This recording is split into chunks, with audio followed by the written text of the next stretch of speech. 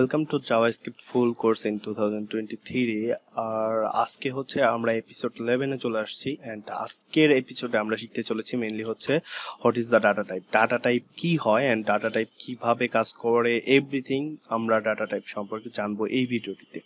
So প্রথমত আমরা আজকে কোনো কোডিং করব না বা কোনো কিছু লিখবো না, আজকে জাস্ট হচ্ছে গ্রাফিক্যাল ইন্টারফেস বা ভিজুয়ালি কিছু দেখানোর ট্রাই করবো কিভাবে ডাটা টাইপ কাজ করে বা ডাটা টাইপ কি হয়। আশা করি এই ভিডিওটা দেখার পর আপনাদের ডাটা টাইপ সম্পর্কে আর কোনো কনফিউশন থাকবে না।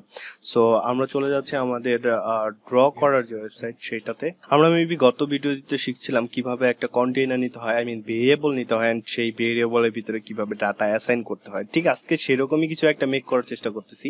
সো ধরুন এটা একটা কন্টেইনার আর এই কন্টেইনারের নামটা দিলাম যে ভেরিয়াস ওকে। সো এইখানে ভেরিয়াস টাইপের ডাটা থাকবে। ওকে, সো এইখানে আপনারা চাইলে কিন্তু কি বলে একটা জুয়েলারি রাখতে পারেন বা একটা মানে যে কোনো কিছু রাখতে পারেন। ফর এক্সাম্পল আমরা যদি প্রথমে নাম দিয়ে দেখার চেষ্টা করি তাহলে হয়তো বা একটু ভালো হয়। সো এটাকে ডিলিট করলাম এন্ড এইখানে জাস্ট আমরা হচ্ছে নাম রাখলাম। সো এখানে হচ্ছে সাব্বির। ওকে, তার মানে এখন আমরা যদি এই ভেরিয়াসটাকে কল করি তাহলে আমরা এই ভেরিয়াসের ভিতরে কি পাবো, আমার নাম পাবো। এন্ড তারপরে আমরা যদি এখানে আমার নাম না রেখে যদি এখানে তাসিনের নাম রাখি তাহলে কেমন হয়? সো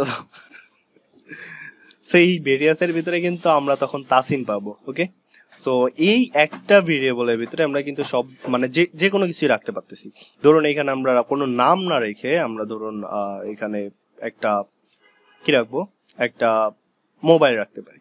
ওকে, একটা মোবাইল রাখতে পারি। তার মানে এই একটা কন্টেইনারের ভিতরে আমরা যে কোনো টাইপেরই ডাটা রাখতে পারতেছি। এটাই হচ্ছে মেইন কনসেপ্ট। ওকে, সো এইখানে আমরা যেহেতু ডাটা টাইপ নিয়ে আজকে শিখতেছি শুধু অনলি, আর অন্য কিছু শিখবো না।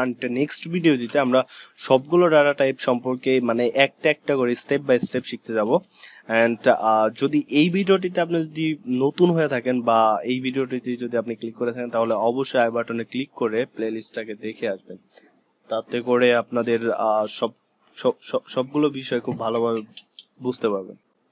এখানে কিন্তু আমরা সত্যি অনেক ভেরিয়াস টাইপেরই ডাটা রাখতে পারি। ধরুন এইখানে আমরা যদি আর একটা এক্সাম্পল দেই অ্যান্ড এইখানে ধরুন এইটা একটা হচ্ছে শপ। ওকে, অ্যান্ড এই শপের নামটা মানে এই কন্টেইনারের নামটা দিলাম হচ্ছে আমরা শপ। ওকে, সো এটা যেহেতু একটা শপ তো এটার নামও দিলাম আমরা শপ। ওকে, সো এই শপের ভেতরে আমাদের কিন্তু অনেক কিছু থাকতে পারে। ফর এক্সাম্পল এখানে ধরুন আমাদের একটা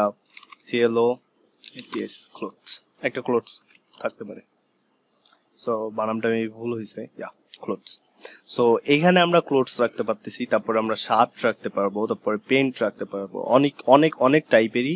অনেক টাইপেরই জিনিস আমরা রাখতে পারবো। ওকে, সো এটা হচ্ছে মেইনলি জাভাস্ক্রিপ্টে এরকম। কিন্তু আমরা যদি অন্য কোনো প্রোগ্রামিং ল্যাঙ্গুয়েজে দেখতাম আমরা কিন্তু একটা কন্টেইনারের ভিতরে অনেক ধরনের ডাটা রাখতে পারি। কিন্তু আমরা যদি জাভাস্ক্রিপ্ট করতাম টাইপস্ক্রিপ্ট বা সি অন্য কোনো ল্যাঙ্গুয়েজ করতাম তাহলে কেমন হইতো? তাহলে সেই যে কন্টেইনার একটা বানাইলো এন্ড এই কন্টেইনারের ভিতরে কি থাকবে সেটা আগে থেকে ডিফাইন করে দিতে হবে, বলে দিতে হবে যে এই কন্টেইনারের ভিতরে অনলি আমাদের শার্ট থাকবে, অনলি কি থাকবে, শার্ট থাকবে। সরি, এখানে শার্ট না দিলাম, এখানে মনে করেন জাস্ট হচ্ছে বল থাকবে।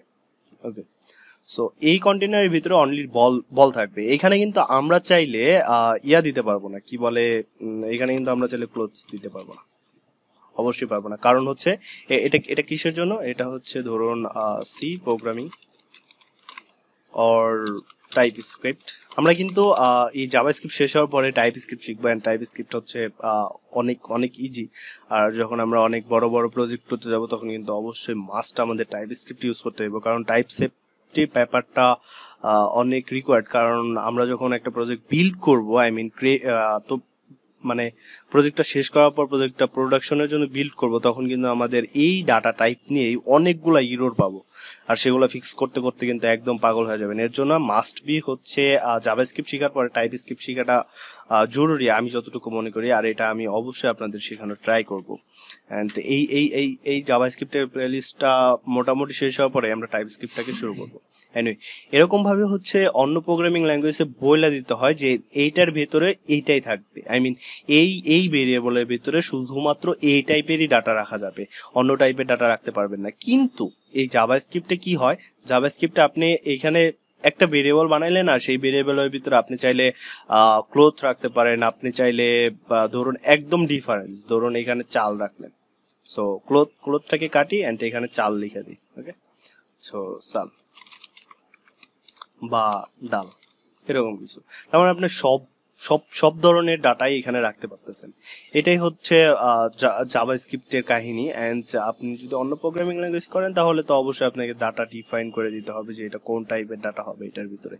সো এই হলো মেইনলি জাভাস্ক্রিপ্টের ডাটা টাইপ। আশা করি ডাটা টাইপটা খুব ভালোভাবে বুঝতে পারছেন। অ্যান্ড যদিও না বুঝে থাকেন, মানে একটু যদি কনফিউশন থেকে থাকে তো সমস্যা নাই, নেক্সট ভিডিও দিতে যখন আমরা রিয়েল লাইফ ইমপ্লিমেন্ট করব তখন আপনারা আরো খুব ভালোভাবে বুঝতে পারবেন। আর আমি প্রত্যেকটা ডাটা টাইপ নিয়ে সিঙ্গেল ভিডিও করে বোঝানোর চেষ্টা করব।